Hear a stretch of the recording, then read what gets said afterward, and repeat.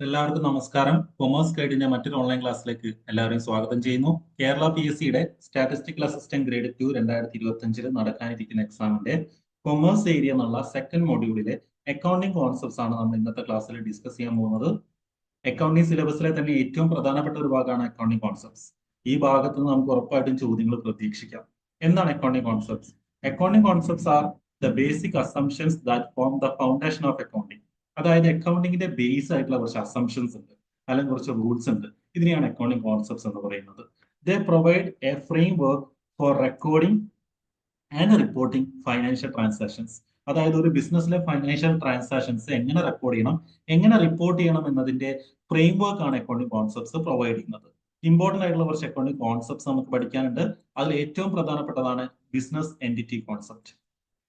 The business is treated as a separate entity from its owner. അതായത് ബിസിനസ്സും ബിസിനസിന്റെ ഓണറും രണ്ടും സെപ്പറേറ്റ് ആണ്, അല്ലെങ്കിൽ രണ്ടും സെപ്പറേറ്റ് എൻറ്റിറ്റി ആണെന്ന് പറയുന്ന കോൺസെപ്റ്റ് ആണ് ബിസിനസ് എൻറ്റിറ്റി കോൺസെപ്റ്റ്.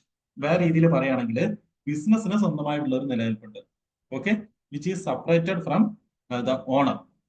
ഓക്കെ, അതുകൊണ്ടാണ് ഒരു ഓർഗനൈസേഷന്റെ ഓണറുടെ പേഴ്സണൽ ആയിട്ടുള്ള ട്രാൻസാക്ഷൻസ് ബിസിനസിന്റെ ബുക്സ് ഓഫ് അക്കൗണ്ടിൽ റെക്കോർഡ് ചെയ്യാത്തത്. ഓക്കെ, ഇവിടെ ഒരു എക്സാമ്പിൾ പറയാൻ നോക്കൂ. If the owner takes money for personal use, it is recorded as drawings, not a business expense. അതായത് ഒരു ബിസിനസിന്റെ ഓണർ അയാളുടെ പേഴ്സണൽ ആവശ്യത്തിന് വേണ്ടിയിട്ട് ബിസിനസ്സിന് കുറച്ച് ക്യാഷ് എടുത്തു. അത് ഡ്രോയിങ്സ് എന്ന ഹെഡിലാണ് നോർമലി കാണിക്കാറ്. അതൊരു ബിസിനസ് എക്സ്പെൻസ് ആയിട്ട് കാണിക്കാറില്ല. എന്തുകൊണ്ടാണ്? അവിടെ ബിസിനസ് എൻറ്റിറ്റി കോൺസെപ്റ്റ് എന്ന് പറയുന്ന ഒരു കോൺസെപ്റ്റ് ഉള്ളതുകൊണ്ടാണ്. ബിസിനസ്സും ബിസിനസിന്റെ ഓണറും സെപ്പറേറ്റ് ആണ്, അല്ലെങ്കിൽ രണ്ട് സെപ്പറേറ്റ് എൻറ്റിറ്റി ആണ് എന്ന് പറയുന്ന കോൺസെപ്റ്റ് ആണ് ബിസിനസ് എൻറ്റിറ്റി കോൺസെപ്റ്റ്. ഇനി അടുത്ത കോൺസെപ്റ്റ് നോക്കൂ, മണി മെഷർമെന്റ് കോൺസെപ്റ്റ്. എന്താണ്? Only transactions that can be measured in monetary terms R record. അതായത് അക്കൗണ്ടിങ്ങിൽ മോണിറ്ററി ടേമിൽ എക്സ്പ്രസ് ചെയ്യാൻ പറ്റുന്ന ട്രാൻസാക്ഷൻസ് മാത്രമേ റെക്കോർഡ് ചെയ്യാൻ പാടുള്ളൂ എന്ന് പറയുന്ന കോൺസെപ്റ്റ് ആണ് മണി മെഷർമെന്റ് കോൺസെപ്റ്റ്. ഉദാഹരണമായിട്ട് റെന്റ് കൊടുത്തു 1000 rupees, സെയിൽസ് നടന്നു 1 lakh rupees, പർച്ചേസ് നടത്തി 1 lakh rupees. ഇതൊക്കെ മോണിറ്ററി ടേമിൽ എക്സ്പ്രസ് ചെയ്യാൻ പറ്റുന്ന ട്രാൻസാക്ഷൻസ് ആണ്, അല്ലെ? എന്നാൽ ചില നോൺ ഫൈനാൻഷ്യൽ ഫാക്ടേഴ്സ് ഉണ്ട്. ഇപ്പൊ എംപ്ലോയി സ്കില്ല്, ബ്രാൻഡ് റെപ്യൂട്ടേഷൻ, ഇതൊന്നും നമുക്ക് മോണിറ്ററി ടേമിൽ എക്സ്പ്രസ് ചെയ്യാൻ പറ്റില്ല. അതുകൊണ്ട് തന്നെ അത് റെക്കോർഡ് ചെയ്യാൻ പാടില്ല. ക്ലിയർ ആണല്ലോ? ഇനി അടുത്ത കോൺസെപ്റ്റ് നോക്കൂ, going concern concept. It assumes that a business will continue operating indefinitely and will not shut down in near future. അതായത് ബിസിനസ് ഒരു ഇൻഡെഫിനിറ്റ് ആയിട്ടുള്ള പീരീഡിലേക്ക് കണ്ടിന്യൂ ചെയ്യും എന്ന് നമ്മൾ അസ്യൂം ചെയ്യണം. ഓക്കെ, ഈ ഒരു കോൺസെപ്റ്റ് ആണ് ഗോയിങ് കൺസേൺ കോൺസെപ്റ്റ്. ഒരിക്കലും ബിസിനസ് 2 വർഷം കഴിഞ്ഞാൽ പൂട്ടിപ്പോവും, അല്ലെങ്കിൽ ഒരു 5 വർഷം കഴിഞ്ഞാൽ പൂട്ടിപ്പോവും എന്ന് കണ്ടിട്ടല്ല നമ്മൾ അക്കൗണ്ടിങ് ചെയ്യേണ്ടത്. ക്ലിയർ ആണല്ലോ? ഇതാണ് ഗോയിങ് കൺസേൺ കോൺസെപ്റ്റ്. ഇനി അടുത്ത് നോക്കൂ, accounting period concept. Financial statements are prepared for a specific period. ഒരു ബിസിനസിന്റെ ഫൈനാൻഷ്യൽ സ്റ്റേറ്റ്മെന്റ്സ് ഉണ്ട്, ഉദാഹരണമായിട്ട് profit and loss account, balance sheet. ഇതൊരു സ്പെസിഫിക് പീരീഡിലേക്കാണ് പ്രിപ്പയർ ചെയ്യേണ്ടത്. നോർമലി അത് 1 year ആണ്. ഓക്കെ, അതായത് ജനുവരി 1 മുതൽ ഡിസംബർ 31 വരെ, അല്ലെങ്കിൽ ഏപ്രിൽ 1 മുതൽ മാർച്ച് 31 വരെ, അല്ലെങ്കിൽ അത് ഹാഫ് ഇയർലി ഉണ്ട്, അല്ലെങ്കിൽ ക്വാർട്ടർലി ഒക്കെ ഉണ്ട്. അപ്പോൾ ഒരു സ്പെസിഫിക് പീരീഡിലേക്ക് വേണ്ടിയിട്ടാണ് ഫൈനാൻഷ്യൽ സ്റ്റേറ്റ്മെന്റ്സ് പ്രിപ്പയർ ചെയ്യേണ്ടത് എന്ന് പറയുന്ന കോൺസെപ്റ്റ് ആണ് അക്കൗണ്ടിംഗ് പീരീഡ് കോൺസെപ്റ്റ്. ഓക്കെ, ഇത് നമ്മളെ അക്കൗണ്ടിംഗ് വർക്കുകൾ പരസ്പരം കമ്പയർ ചെയ്യാൻ ഹെൽപ്പ് ചെയ്യുന്നുണ്ട് എന്നുള്ള കാര്യം ഓർത്തിരിക്കുക കേട്ടോ. ദെൻ അടുത്ത കോൺസെപ്റ്റ് ആണ് കോസ്റ്റ് കോൺസെപ്റ്റ്, അഥവാ historical cost principle. Assets are recorded at their original purchase cost, not market value. അതായത് ഒരു ബിസിനസ്സിന് ഒരുപാട് അസറ്റുകൾ ആവശ്യമാണ്, അല്ലെ? ഉദാഹരണമായിട്ട് മെഷീനറി ആവശ്യമാണ്, ഫേർണിച്ചർ ആവശ്യമാണ്. ഇതൊക്കെ ബിസിനസ്സിൽ റെക്കോർഡ് ചെയ്യേണ്ടത് അത് പർച്ചേസ് ചെയ്തത് ഏത് കോസ്റ്റിനാണോ ആ കോസ്റ്റിലാണ്. ഒരിക്കലും അതിന് ഇന്നത്തെ മാർക്കറ്റ് വാല്യൂ അല്ല എന്നുള്ള കാര്യം ഓർത്തിരിക്കുക കേട്ടോ. ഇവിടെ ഒരു എക്സാമ്പിൾ പറയും നോക്കൂ, land bought for 10 lakh is recorded at 10 lakh even if its current value is 20 lakh. അതായത് ഒരു ലാൻഡ് ബിസിനസ് പർച്ചേസ് ചെയ്തു, ആ ലാൻഡിന്റെ വാല്യൂ എന്ന് പറയുന്നത് 10 ലക്ഷമാണ്. അപ്പൊ അത് റെക്കോർഡ് ചെയ്യേണ്ടത് 10 ലക്ഷം എന്നാണ്. ഇന്ന് അതിന്റെ വാല്യൂ 20 ലക്ഷം ആണെങ്കിലും അത് അക്കൗണ്ട്സിൽ കാണിക്കേണ്ടത് 10 ലക്ഷം എന്നാണ്. ക്ലിയർ ആണല്ലോ? ഇതാണ് കോസ്റ്റ് കോൺസെപ്റ്റ് അഥവാ ഹിസ്റ്റോറിക്കൽ കോസ്റ്റ് പ്രിൻസിപ്പിൾ. ഇനി അടുത്ത് നോക്കൂ, dual aspect principle, dual aspect concept, അല്ലെങ്കിൽ double entry system of accounting. Every transaction has two effect, one is debit and other is credit. അതായത് ബിസിനസ്സിൽ നടക്കുന്ന ഓരോ ട്രാൻസാക്ഷനും രണ്ട് അക്കൗണ്ടിൽ എഫക്ട് ഉണ്ടാക്കുന്നുണ്ട്, മിനിമം 2 അക്കൗണ്ടിൽ എഫക്ട് ഉണ്ടാക്കുന്നുണ്ട് എന്ന് പറയുന്ന കോൺസെപ്റ്റ് ആണ് ഡ്യുവൽ ആസ്പെക്ട് കോൺസെപ്റ്റ്. അതിലൊന്ന് ഡെബിറ്റ് ആണ്, മറ്റൊന്ന് ക്രെഡിറ്റ് ആണ്. ഓക്കെ, ഇതാണ് ഡബിൾ ആസ്പെക്ട് കോൺസെപ്റ്റ്. ഇനി ഇമ്പോർട്ടന്റ് ആയിട്ടുള്ള ഒരു കോൺസെപ്റ്റ് ആണ് അക്കൗണ്ടിങ് ഇക്വേഷൻ. അത് നിർബന്ധമായിട്ട് പഠിച്ചിരിക്കുക കേട്ടോ. Asset is equal to liabilities plus capital ഒന്ന് അറിഞ്ഞിരിക്കാം. ഇനി അടുത്ത ഇമ്പോർട്ടന്റ് ആയിട്ടുള്ള ഒരു കോൺസെപ്റ്റ് ആണ് accrual concept. Transactions are recorded when they occur, not when cash is received or paid. അതായത് ഒരു ഓർഗനൈസേഷന് നടക്കുന്ന ട്രാൻസാക്ഷൻസ് എപ്പോഴാണ് റെക്കോർഡ് ചെയ്യേണ്ടത്? അതൊക്കെ അറിയുന്ന ടൈമിലാണ്. ക്യാഷ് റിസീവ് ചെയ്തോ അല്ലെങ്കിൽ ക്യാഷ് പേ ചെയ്തോ എന്നതിന്റെ ബേസിലല്ല. ക്ലിയർ ആണല്ലോ? ഇവിടെ ഒരു എക്സാമ്പിൾ പറയും നോക്കൂ. Sales made on credit R recorded as revenue even if payment is pending. അതായത് ഞാനൊരു ബിസിനസ് സ്റ്റാർട്ട് ചെയ്തു, ഞാൻ ഒരാൾക്ക് എന്റെ പ്രൊഡക്റ്റ് കടത്തിന് വിറ്റു. ഞാൻ വിൽക്കുന്ന സമയത്ത് എന്ത് ചെയ്യണം? അത് റവന്യൂ ആയിട്ട് റെക്കോർഡ് ചെയ്യണം. പക്ഷെ എനിക്ക് ക്യാഷ് കിട്ടിയിട്ടില്ല. ക്ലിയർ ആയല്ലോ? അപ്പൊ ഇതാണ് ആക്യുറൽ കോൺസെപ്റ്റ്. ട്രാൻസാക്ഷൻ റെക്കോർഡ് ചെയ്യേണ്ടത് എപ്പോഴാണോ ആ ട്രാൻസാക്ഷൻ ഒക്കർ ചെയ്തത് ആ സമയത്താണ്. ഒരിക്കലും ക്യാഷ് റിസീവ് ചെയ്തോ അല്ലെങ്കിൽ ക്യാഷ് പേ ചെയ്തോ എന്നതിന്റെ ബേസിലല്ല. ക്ലിയർ ആണല്ലോ? ഇനി matching concept.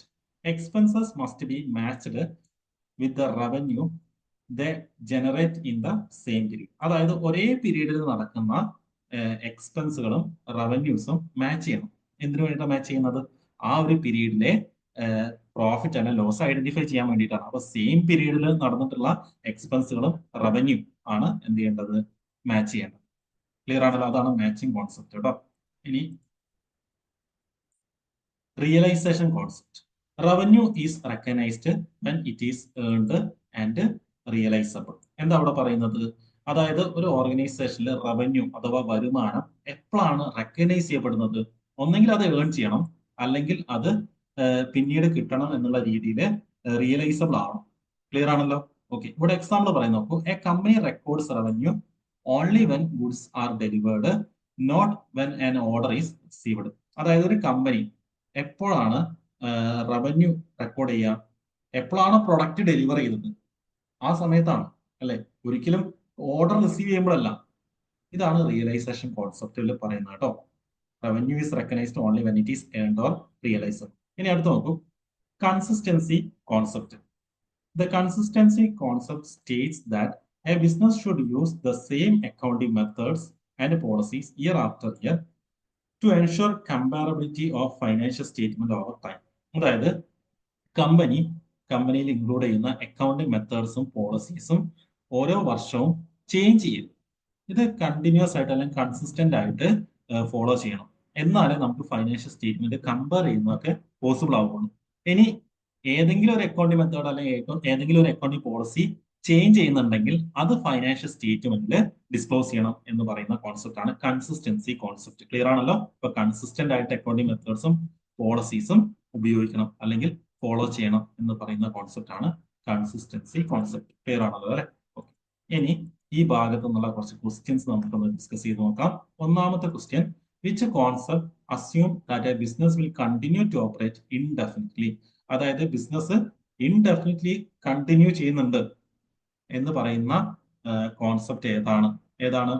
Going concern concept ആണ്, അല്ലെ? നമ്മൾ പറഞ്ഞ കാര്യമാണ്. ഇനി അടുത്തത്,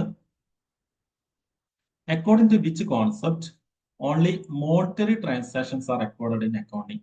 അക്കൗണ്ടിങ്ങിൽ മോണിറ്ററി ട്രാൻസാക്ഷൻസ് മാത്രമേ റെക്കോർഡ് ചെയ്യാൻ പാടുള്ളൂ എന്ന് പറയുന്ന അക്കൗണ്ടിങ് കോൺസെപ്റ്റ് ഏതാണ്? Option A business entity concept, option B money measurement concept, option C matching concept, option D consistency concept. ഏതാണ്?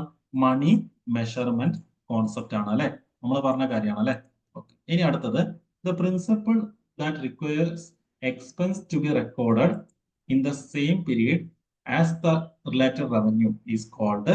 Option A accrual concept, option B matching concept, option C realisation concept, option D consistency concept. അതായത് same പീരീഡിലുള്ള revenue എക്സ്പെൻസും match ചെയ്യണം എന്ന് പറയുന്ന concept ഏതാണ്? Matching concept ആണ്, അല്ലെ? ഓക്കെ, അത് നമ്മൾ പറഞ്ഞതാണ്.